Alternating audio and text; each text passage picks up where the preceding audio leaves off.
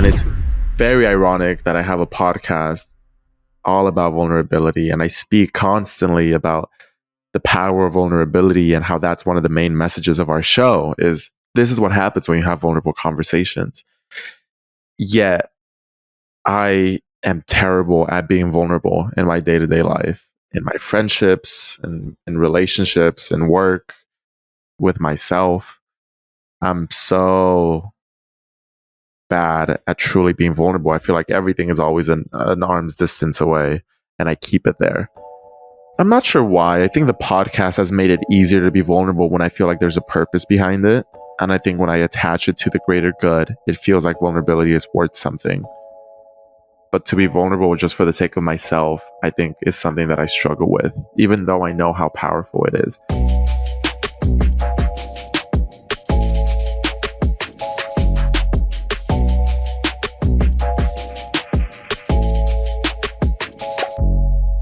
My name is Ashanti, and welcome to the Taking Off the Mask podcast, a space where men get real. Men of all backgrounds and ages talk about the masks that we sometimes feel forced to wear. Think about your mask. When we think about the front of the mask, it's the things that we gladly let the world see. And we think about the back of the mask, the things that we don't talk much about. Maybe you can think about it for yourself. What are the things that you gladly let the world see? The things you're talking about a lot with friends and family and colleagues and other people. And maybe think about the back of the mask. What are the things you're not talking about? You probably maybe need to talk about, but you're not. Today, sharing his mask is Gael Aitor. Gael is a podcaster. He is one of the co-hosts of one of the largest youth-focused podcasts around mental health called Teenager Therapy. I met Gael at the Center for Scholars and Storytellers conference at UCLA last year. And I met him in the hallway. I was passing out mask cards as I do pretty much anywhere I go. And he was telling a story to some folks and people were kind of gathering around. And I was like, man, this guy got some energy and some really positive energy. And so as he finished speaking and I got to share the mask with them, I told him, I said, I would love to maybe talk to you on my podcast. He said, I got a podcast. And I was like, tell me about it. Let me follow you. And I followed this podcast at that moment and really listened to many, many of the episodes going back several years. Him and his friend started the podcast, I think, when they were 15 years old, maybe younger, but I think he said 15 years old. And imagine that, being 15, starting a podcast with your friends, and 5 years later, it's coming to an end. They're growing up. Your friends are growing up and they're off to life and the new challenge of his own journey. And it's really exciting to be in this conversation with him. There's a point in the conversation, and you're going to hear it, where I'm almost speechless. He says some really personal things about his mask. And I wanted to default to what I do with our young men. And I had to be careful because we're in a podcast setting and I'm not in a place of like mentoring him. But I felt what he was saying. And I just said to him, I just want to name that my instincts want to go into like fix it, solve it mode, to help mode, to be a person of service and to like soothe what you're describing that you feel. And I also know the importance of just holding space. And I just sat there in silence and asked him to take a deep breath with me because it was very powerful what he had said. It hit my heart and my soul. And as I even think about it right now, I feel that feeling. And I guess what I think is important that we make time and space for people to feel what they feel. And without the need to go into, let me figure out how to solve it for you or tell you a great sentence to make you feel better. And sometimes we just need a place to say it and to know that we're okay. That there's nothing wrong with us. There's nothing broken about us, that we are just humans having this experience where we're these beings that are having an experience of life that sometimes we don't have all the words to describe. And so I am thankful for this conversation with Gael. I'm excited for his next chapter of his own journey. I'm in the podcasting world. I probably got a lot I can learn from him and how his team has marketed their podcast and grown their podcast, but really just having real heartfelt conversations. That's what we're trying to do here. So thank you for being a part of this with us. And I want to tell you some good news. This is some good news that I think I've hinted at maybe a couple of weeks ago, but I get to tell you about today. On September 18th, 2023, I am receiving the Surgeon General's medallion. This is the highest award that can be given to a civilian. And it is about and around the work that we're doing around youth wellness, youth mental health, the Million Mask Movement, the Ever Forward Club, the Social Emotional Leadership Academy. It is giving honor to the work that we've been doing. And I don't know if you're going to hear this months down the line or the day after the award. I want you to know we appreciate you for listening to these episodes. I mean, maybe you're not even listening to the intro, but I hope if you hear me saying thank you, that you take it personally, that I'm thanking you, that we can't do this by ourselves, that every young man that we've had a chance to mentor since 2004, almost 20 years ago, who came to lunch, who came to the 24-hour relay, who came on a college trip, who came to a meeting, however they engage with our work, we're so thankful for each of them. For the ones who are now adults and in their 20s and 30s and having kids and careers and families, and we're thankful for them. We're thankful for all of you. If you know me and you know this work,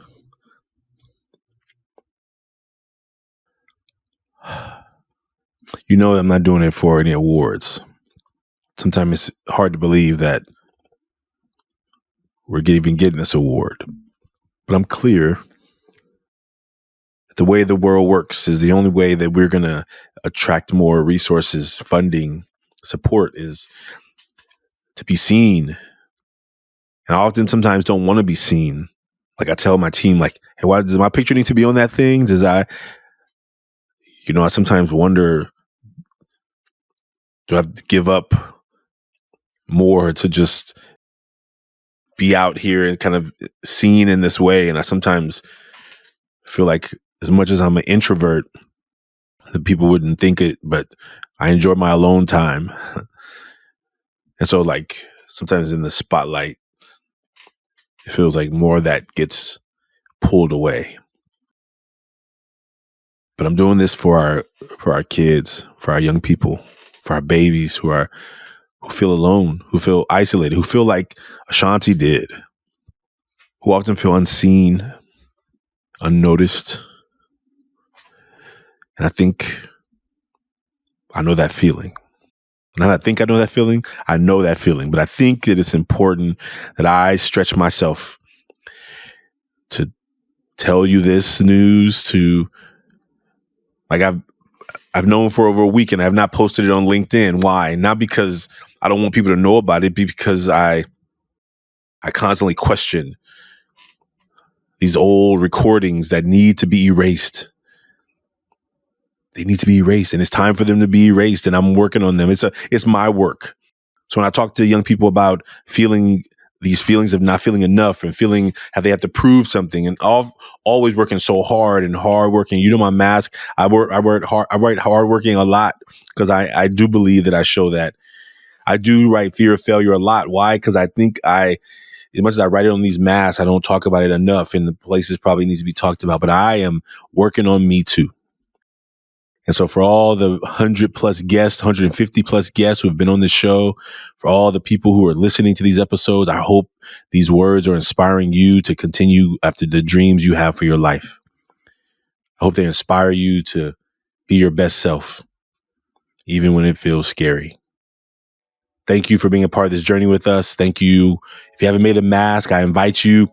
This may be the time to make a mask. I have a feeling that this award and this opportunity, we're going to be in DC receiving it, like that it is going to open some new doors. And I would like you to be a part of the first million, because we're going to get there. We're going to get there. And I want you to be a part of it.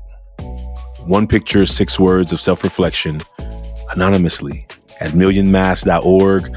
Thank you for being a part of this journey. If you want to support this work, there's plenty of ways you can do it. You can just go to our website, everforwardclub.org, and you can see the ways that you can support if that calls you. If you know somebody who wants to support this work, who wants to help us grow this work, please be the person who connects us. Don't wait for somebody else to do it. I don't know enough people to know how to make things move as fast as I believe they should be moving with the needs we have in our communities for our young people. But I'm inviting you today to be a part of that. Thank you for listening. Please enjoy this amazing episode with Gael Aitor, and I appreciate you all for everything you do. Take care, be well, and we'll see you soon. Bye now. Gael, welcome to the Taking Off the Mask podcast. I'm glad to have you, man. So excited to be here. Well, Gael, will you introduce yourself to the audience? Like, let them know what you want them to know about you. before we jump into these masks? Of course. So my name's Gael Aitor. I am the host and creator of the Teenage Therapy Podcast, which is now the largest teen mental health podcast in the world. It's a show I've been creating and uploading every single week for the last 5 years of my life. So it's me and 4 friends originally, now down to me and 2 other friends, who started this show when we were 15 years old as a way to talk about our emotions and our mental health. And now we've grown it to obviously 250 episodes. And that's been really what I'm mostly known for. I'm also the founder of Astro Studios, which is a new startup that I co-founded alongside my co-host and co-founder Kayla about 7 months ago, which in the hopes of creating a podcast network for Gen Z shows, just the way that Teenage Therapy has existed, but elevating and producing more shows like that. Yeah, that's exciting. Congratulations. Thank you. Congratulations. When we met at the CSS conference, right? Yes, at the UCLA, the Center for Scholars and Storytellers Summit. Yeah, what a beautiful event. And I saw you in the hallway. I was passing out masks to people. And then I heard you talking to someone about this podcast, and I went online and I followed. I'm like, oh my goodness, like this is beautiful. And young people talking about feelings in a healthy way, just the messiness of emotions, right? Like sometimes you're like, okay, this is clear. And sometimes it's just so in the gray. And I was really juiced to like take in so many of your episodes, and I was glad that you were willing to be on the show. We've been trying to make this happen for a while, so I'm excited that we finally get you on the show. Yeah, no, I'm so excited. Well, listen, the conversation that we're going to have is just based on this one picture and 6 words, So as a guest, you get to decide who goes first. Either you want me to go first or you want to go first, but it's your choice. I mean, I'd say go for it. I want to see how you do it. I'll follow your lead. Okay. All right. Well, I'll do the front first, and then I'll invite you to do the front, and then we'll go to the back. I'll go to the back first, and then you go. All right. All right. Take a deep breath. There we go. I'm going to jump into the mask. There we go. So this is what came to me in the drawing. I think it's getting close to Halloween, so maybe the eyes. Yeah, I don't know. There's a combination of things that are happening in the picture that, but that's the image that called to me today. And the front of the mask, the 3 words are, it's kind of scary looking, but the 3 words today are serious, passionate, and caring. Okay. And I think that the one that stands out to me probably right now, that I'll talk about is probably, I'll go with, I was going to say passionate, but I'll go with caring. I mean, passionate is like deeply, anybody who knows me know that I take this work really serious. Maybe some would say I take it too serious, and I mean, I've been at it for a long time. You talk about your 5-year anniversary. I'm super inspired by you and starting this in that at 15, just saying, look, we're going to talk about our stuff and we don't know what it's going to be yet, but trusting that that's all I needed. It was just to be in a place of being authentic and be in space. So, me doing this work for all these years and ever forward, and just trying to see it grow and seeing the growth happening small and sometimes slow, and sometimes you can't even see the growth, right? You're hoping that underneath the roots are doing something to fortify the work. And I think that it's easier to talk about the passionate part. The caring, I care a lot. And I think sometimes I care so much that it may be like too much, right? Like, and I think in the early days of Ever Forward, the program was me caring about these students so much and wanting it so much for them that when they didn't follow through, or they didn't do their part, or they didn't, show up to an event, like I took it personal, and I realized that, I'm taking it personal, and I had to learn as a mentor that I don't get to control the outcome. I can just offer my best, give it my best, and leave it there. I gave my best, and whatever they do with it, whatever they utilize of it, I can't take responsibility for it or blame for it. I can't take responsibility for the good things that happen, or I can't take blame for the things that don't happen well. And so those are the 3 today that stand out in this work.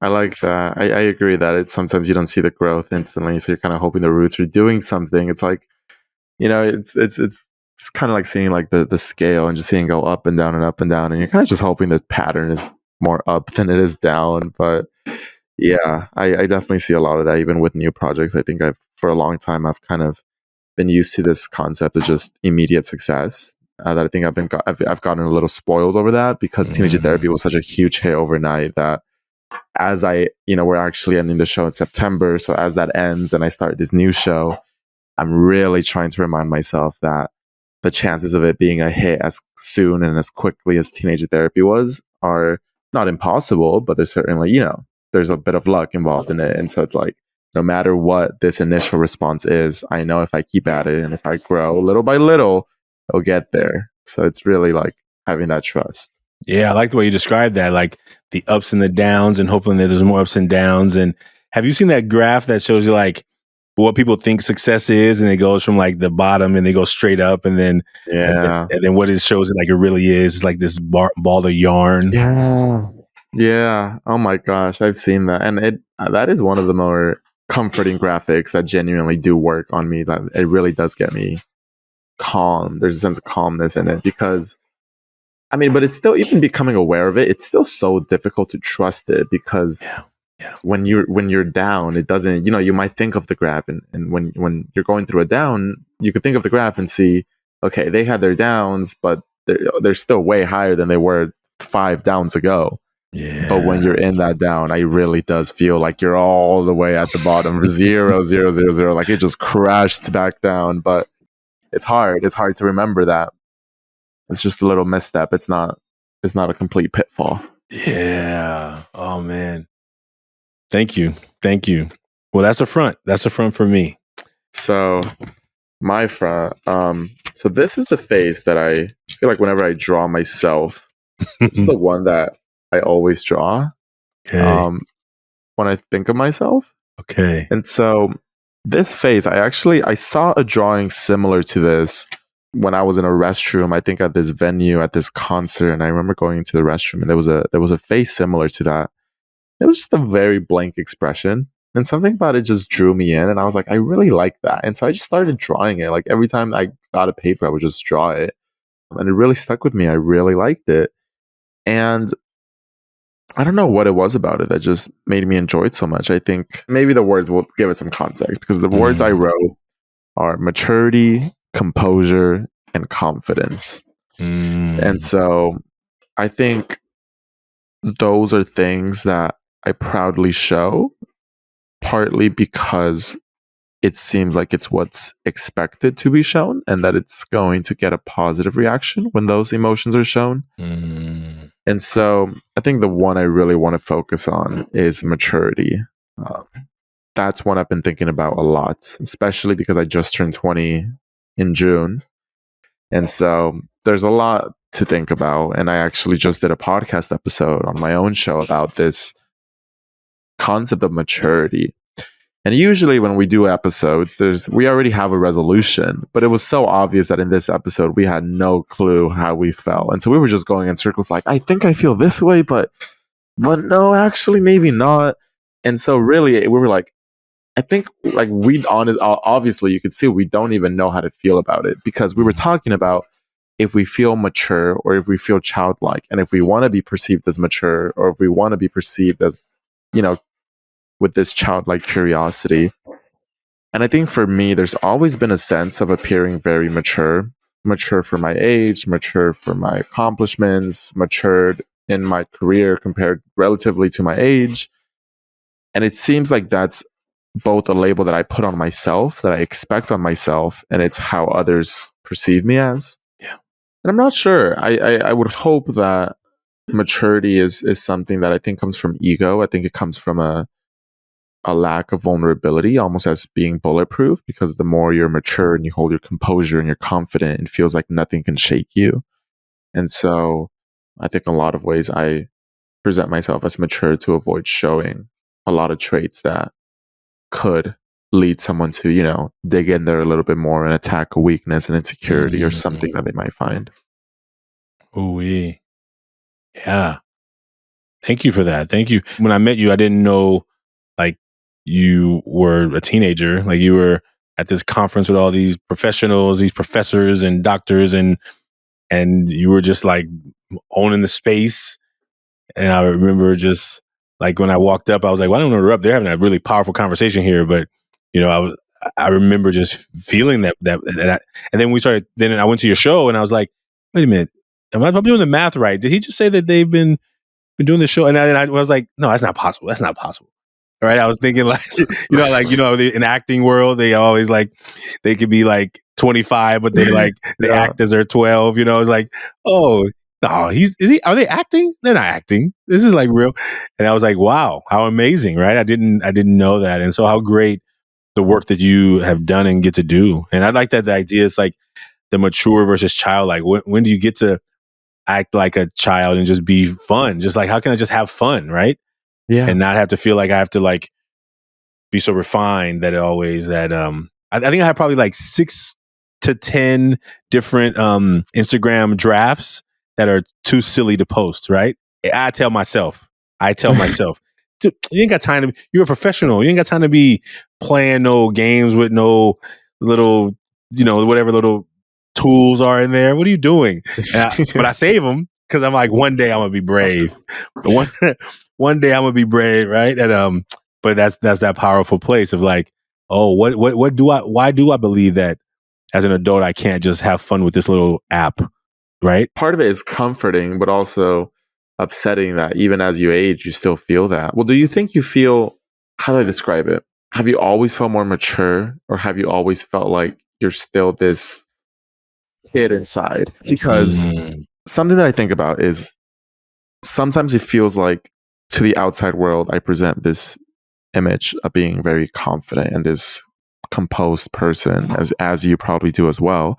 But on the inside, I think I reflected one time that I think there's times where it feels like I'm in my own bubble. And as soon as I leave that bubble, I realize I'm still like this very kind of lost, immature kid in a lot of ways.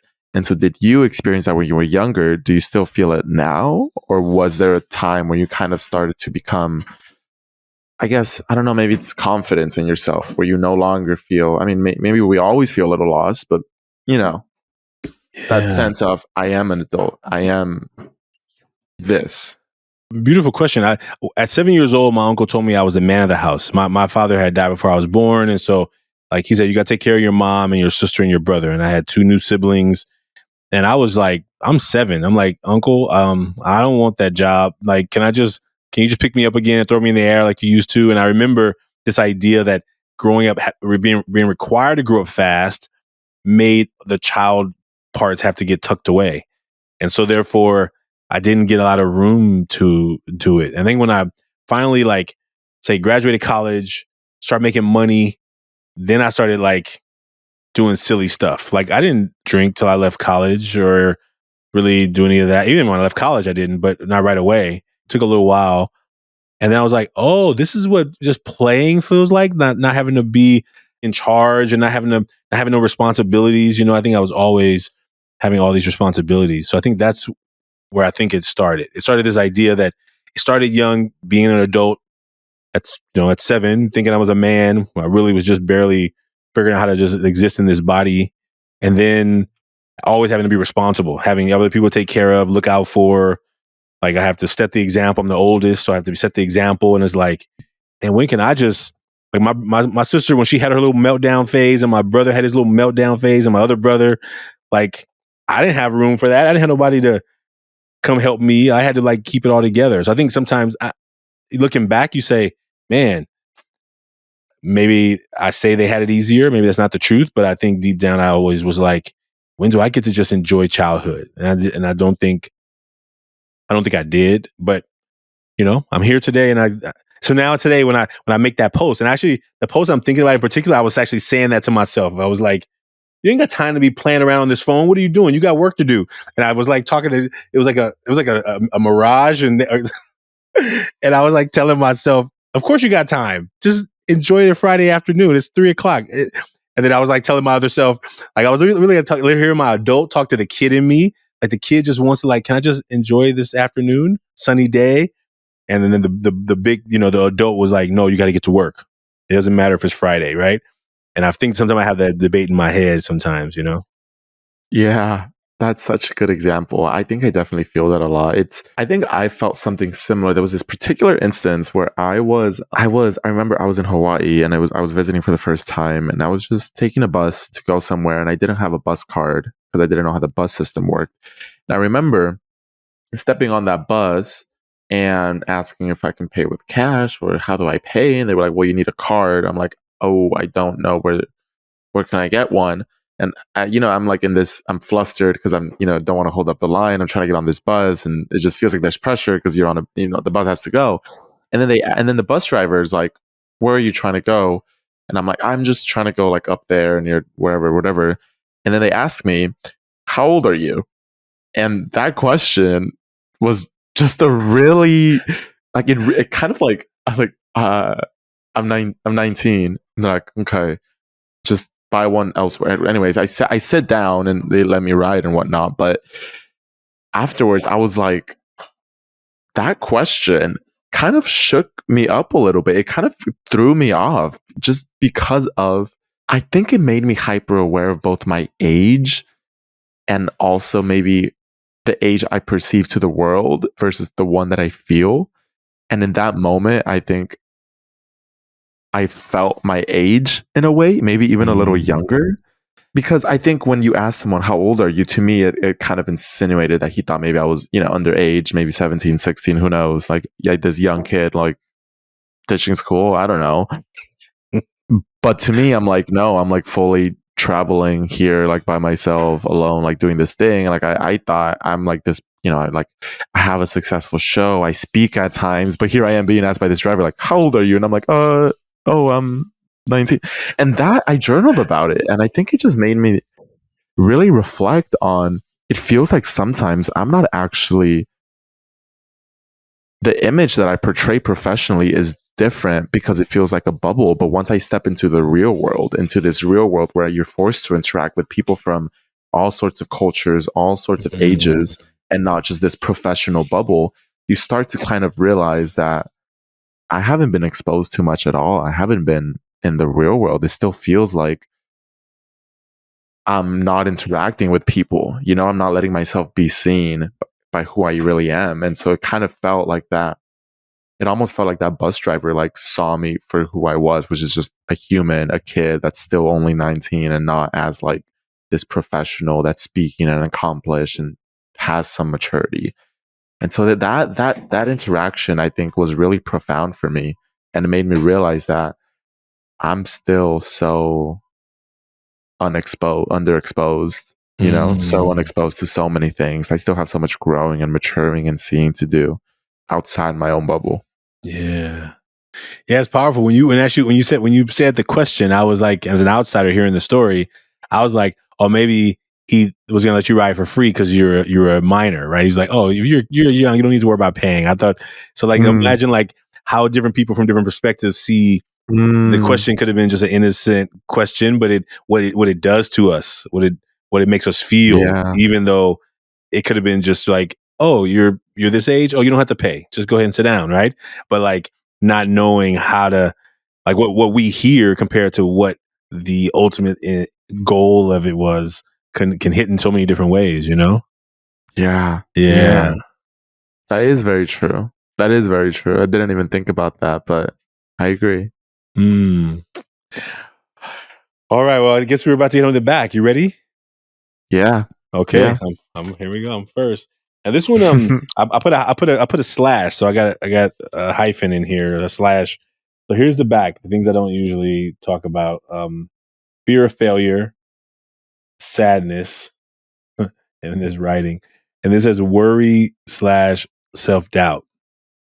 I'm not sure if I put worry and self-doubt on the same line. I think maybe I'll start there because I think the worry, self-doubt probably connects to the fear of failure. Like I have these things that I really want to do, these goals and dreams that I want to do. And then I wonder, am I capable of doing them? And because I think I'm capable of a lot of things, like, why are they not happening fast enough? And I worry that I waited too late. And then I read books of people who were in their 50s and 60s and they got their first break. And I'm like, okay, you can just keep going. And then I kind of go back and forth between like, okay, I'm gonna go after it, and then can I really do it? And I think imagining that video I was telling you that I made, I'm actually gonna post it today. So I'm just gonna let it go because I think constantly I'm having these two conversations. I don't think that I don't think there's anything wrong with me. I think, but in my mind, not out loud, I'm having these conversations all the time. Like when I look in the mirror, I was thinking about that just recently. Like I'm pretty not nice to myself sometimes, you know? Like I don't think I hang around people. I don't really hang around any friends who talk to me the way I talk to myself, you know? And I don't talk to anybody in my life the way I talk to myself sometimes. I think like some of those things happen in a way of just like, okay, you're human, you're still here, you're still feeling it, you're still present, and making room for all the ways that I show up in the world, you know, making room to like name it. Okay. And I think like not letting my journey be compared to anybody else's journey. Right. I think that's important to me too. So when I talk to youth and I talk to them about that, I talk to them from personal experience. Like I know what it's like to like not be kind to yourself. I'm not saying that's how you do it, but I say that to them. I say, look, I don't know if you talk to yourself really nicely and kindly and you are your own best friend. But if you're not, I know what that's like. And I invite you to be on the journey of making yourself your best friend. Like, and that's what the words I would say to them, and sometimes saying it to them and knowing that I need to be saying it to myself too, you know? So those are the three for me. That's so interesting. I definitely feel what you're saying, and I think I relate to some of it, especially when you talk about running out of time. And it's so funny that here we are at very different stages in our lives, and we both feel like we're running out of time, that we are starting too late, that we're far behind. I feel that too. I think recently that's been a big thing. It's like, I can't learn a new skill. It's everyone's already like so much farther ahead. Like I won't catch up. It's funny that even as you age, that's, you'll always feel behind. You'll always feel a little late to the game. And I have those same doubts of, can I do this? Can I not? These people had their breaks, this and this and this and that. And so I'm trying to really remind myself that we have so many years ahead of us. I think about, 1 year, 2 year, 3 years. And it's like, I could spend 3 years doing something and completely change myself and my identity and be this radically new person very, very quickly. And there's a lot of comfort in that. And so I'm trying to tell myself and remind myself of how much time I have, because it's the reality. Even just 1 year of doing one thing consistently can make you a different person. And so that's been strangely comforting. And also just that, I guess that idea of never doing enough and never really feeling like you're on the right path has been something that I struggle with that fear of failure. Is that when there's no linear progression, such as college, where where you're going to be, it's scary because it feels you're constantly worried, like, am I digressing? Am I not going forward? Am I going backwards? Am I stalling? And that's a really scary thing that I also am trying to overcome, to not feel like I'm stalling and to understand that baby steps and little steps work just as good as giant leaps, because you can't be taking giant leaps all the time. It does not work. It really does not work. But my words on the back of the mask that I chose are vulnerability, anger, and love. And it's very ironic that I have a podcast all about vulnerability, and I speak constantly about the power of vulnerability and how that's one of the main messages of our show. Is this is what happens when you have vulnerable conversations. Yet I am terrible at being vulnerable in my day-to-day life, in my friendships and in relationships and work, with myself.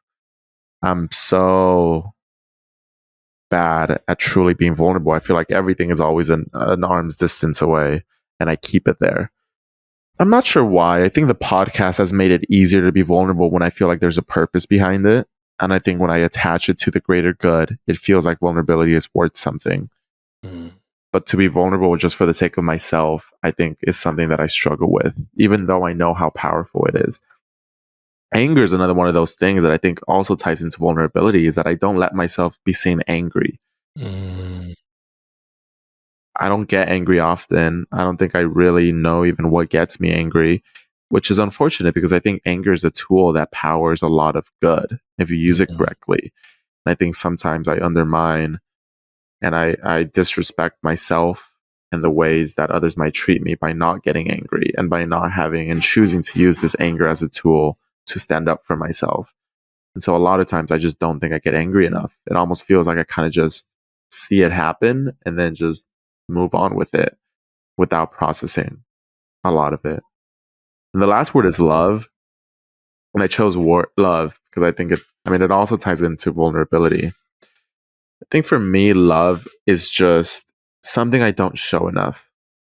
Something I don't let the world see. I don't think I let the world see how much love I have. I don't even let myself see how much love I have for myself. That thing you said about being your own best friend, I don't think I'm there yet. And that's something that I've been really journaling a lot recently and thinking about recently, is I think in a lot of ways I hate myself right now. And there's a lot of self-hatred, which really, I think when I came to that realization, it was so upsetting to feel, right? Because for the longest time, I never really gave it much thought. Because if anything, I think I loved myself when I was younger. I think I was so naive when I was younger. I was happy. I could see my bad traits and accept them for what they were. And I think the more that I'm growing up, the more that I'm being more critical and self-critical and harsh. And so I've just been thinking recently, I don't give myself enough love. I'm too harsh. I don't give myself enough love. I don't show my love for others. I don't accept the love that others have to give me because I don't have it in myself. And so that's something that I'm really trying to open myself up to more. Thank you. Wow. Thank you for sharing that. Can I ask you a question? Yes. I mean, it may be interesting that you have anger and love right next to each other and you don't show them. Maybe you don't show the anger to others. You don't show love to yourself. Do you show love to others? I think so. I think I show it, but I don't tell it enough. I don't say it enough to people, which is frustrating. It's frustrating to not be able to say it, you know? I was thinking about that. Like, have you heard of this book called Love Languages? I've heard of it. Do you have one? I don't, but I am familiar with the 5 love languages. Oh, okay. Yeah. I just want to take a breath and be in the space with you. I appreciate that. Because I know a lot of young people out there who experience the same. I mean, you're an adult, but young adults, or adults who are younger than me, right? Like, who feel the same, and even teenagers who I work with in our work, like, who feel like there's not any love out there for them, or that maybe it's like that same thing. And I always have to be, I'm always careful not to try and be in fixing mode, right? To just be in listening mode. So I'm in that space too, where I'm like, I want to say something profound, but I just really just want to hold space too, right here. Yeah. Thank you. I feel like that's actually something that I really am trying to be also better at, is holding space for people and to not respond and to sit in silence, sit in that space. I realize, again, with that habit of vulnerability comes this need to fill up every silence, because I think when there's vulnerability, there's a lot of intimacy, and there's silence, there's intimacy, and that's vulnerability, and that's scary. And so I'm also trying to make it a point on appreciating the silences more, being more comfortable with that, and seeing how people open up as they do that. And it's been really, that actually has been very rewarding. I think it's led to a lot of good. Well, I'm glad that you're journaling about it, right? You already have a process of these thoughts are coming, and you're doing something with them. You're not just like letting them stay in there. So I'm going to be seeing some young people tomorrow, or on Thursday. We meet with a group of students, and I think this group of students are middle school, so they have they're still in that place of like, I ain't talking about no feelings here, right? Like they know the unwritten rules of like, and it's a young men's circle, so they're all, from 11 to 13, right? And it's that place of like, we try and get to the emotions and somebody's going to fart or somebody's going to like do something silly to like change the energy, right? They want to start laughing and then everyone's like, oh, he's so silly. And then they start laughing and you're like, and me as the mentor trying to like have to know that I know what's happening. So not to like try and deal with the flatulations, not to like give it too much attention, but like, all right, so the fear came up. Somebody needed to lighten the mode. He was the person who did the behavior wasn't the one talking, but they're trying to lighten the mood for everybody because they're feeling their stuff. And it's like, it starts so early, right? It starts so early when we get into the habit of like, don't talk about the fear. Don't talk about the sadness. Right. And so I better do something to lighten the mood right in the room. And so, and you're just like, okay, Ashanti, I really want to discipline that situation, but I know what's going on. And I'm like, so it's that dance of like, how do we give people space to like, and then for the person who was getting to the feelings, not to disrespect them because they were ready. And how do you hold a place in both, in both worlds? That this young man over here who did this, I mean, whatever physical bodily things you need to do is fine, but you could have went to the door. You could like all the ways that you try and like figure out, well, what do I say? What do I say now? Right. And so, but given the space to like talk about it and like to say, okay, well, maybe, I think as a mentor, it's always like, how am I holding space for both of those? Right. For the ones who feel uncomfortable that he needed to do something like that inappropriate at the moment. And for the one who was trying to get to a place of feeling deeply, how do you make room for all of it? Because yeah, there's a lot of I think that's something similar that I explore with my friends on my own podcast. I've had more experience than most young people going to vulnerable moments and knowing when someone's about to share something and when they're about to start feeling. And I think that permission to feel and that permission to sit is really important, because it's true that a lot of us tend to tap out early. We tend to tap out right before it gets there.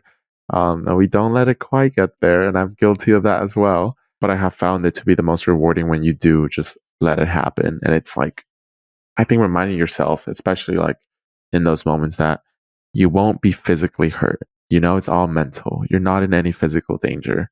And I remind myself of this thing even when I'm going to post something on Instagram that's scary or weird, or I don't know how it's going to be perceived. I think I'm going to post this. The worst that's going to happen is I'm going to start sweating, but I'll just sit while I sweat and think about how embarrassed I am. And I'll turn red and I'll be really sweaty and start getting really hot and I'll start overheating. But it's okay because I'm not like in any inherent harm's way. And so forcing yourself through those moments allows you to be more comfortable. And I think as young people, I guess there's also for me, something I've observed is I have an easier time sitting with that uncomfortableness when it's tied to a bigger purpose, like the podcast. It's hard for me to get to that moment when it's just off cameras, off this, but somehow knowing that this, like, there's a purpose to this, we're recording it, we wanted to get there, allows me to feel like, okay, this is good. Like this, I'm allowed to do this. I'm allowed to take it there. There's this agreed upon expectation. And I think that makes me feel a lot more comfortable. I've seen so many of your episodes and I'm inspired. And I think I've shared a lot of them with teens who have worked with. And I'm like, oh, can you listen to this episode? Right. Cause I think sometimes it's easier for them to hear it from people who are more their age as well. Right. And I think that it's so beautiful, the work that you all have done and continue to do around making space to like talk about difficult topics, right? Like talk about challenging friendships, situations, talk about moments that didn't go the way we wanted them. And I think I wish more young people had friends like that, right? Whether they felt comfortable putting it out there in the world, but just that they would go regularly and have a real conversation, right? That is deeply connected around how I feel, right? Not having to have all the right answers, but just, I wish that for more young people today. Yeah. I think we'll get there. I hope. I think the more you have these conversations, the more people kind of feel inspired to start talking about these things with their friends. I wish there was some sort of, I don't know how it works, some clubs, some class, something that gave people a consistent chance to have that space held for them. I don't think a lot of people have the opportunity to feel like it's okay to talk and to truly do this kind of work. Mm. And I mean, I hope to do more of that as well. I think even as I end teenager therapy and I start my own individual show, part of what has been the driving force and the driving ideas behind it is how can I interview all sorts of people, friends, people that I feel like I would have never talked to otherwise, and give them a chance to feel like this is a space for them to share something. So even something like this has been great. I feel like I've been taking a lot of inspiration, just the way like you have handled the topics and how you like bring it out has been really amazing. So I just want to say thank you for that, because it's definitely like given me a lot of expertise, into how these conversations can flow. Man. Well, I thank you for the work you're doing. And I have one young man who I want to connect him with you. He's like the youth host. So we have our face-to-face is like a youth who leads these conversations with another youth, another adult, but like really showing youth that it's possible, right? I think probably subconsciously inspired by the work you all did, right? And so I'm going to share it. I don't know if I've shared your episodes with him, so I'm going to share that with him today. And yeah, and I appreciate you for making time today to this conversation. As you move on to the next chapter of like, moving into your own show, I imagine, I don't know if you're going to be talking to adults or more to young people, but as we close up here, like, is there a message you would like to say to teens today, right? Like, you're not far removed, but you're still there, right? So what would you say to them in terms of finding that place? I think the world, I think we can make an improvement, but what do you believe? What's your feelings or what's your word to the youth about making space for themselves to do that work? I think first of all, it just starts with having the courage to be vulnerable, to open yourself up to being hurt. I think it always starts with that, is that you have to let yourself fall and hope someone's there to pick you up.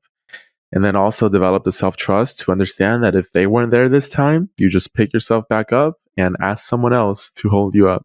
That's what we try and do in our program, Ever Forward. When we talk about that club, is like, how do we make this space? That's how it all started, with these circles at lunchtime of young men coming together and talking about what they were going through, and really recognizing that they had misjudged each other based on what they saw on the outside, the new shoes and the fancy this and the athleticism. And they didn't realize that they were all going through some stuff that was tough, but none of them talked about it, Yeah, I appreciate that. That's a good thing. How can people follow you on the current show and then prepare for the new show? Like, what do you, tell people how you want them, if you want them to connect with you? Well, if you want to keep up with me, you could follow me on Instagram at Gael Aitor, GaelAitor. My current show at Teenager Therapy on Instagram and socials, on Spotify. And if you follow me on there, I'm sure you'll see posts about what's next with me and these new shows and things to look forward to. Oh man, Gael, I am so thankful for you. I appreciate you, man. I thank you for opening your heart and being vulnerable. And I want you to know I'm here for you, and I see you, brother. And I hope that this is just the beginning of the connection in this podcasting universe, that we get to connect. And if anything that Ever Forward can do, just let us know.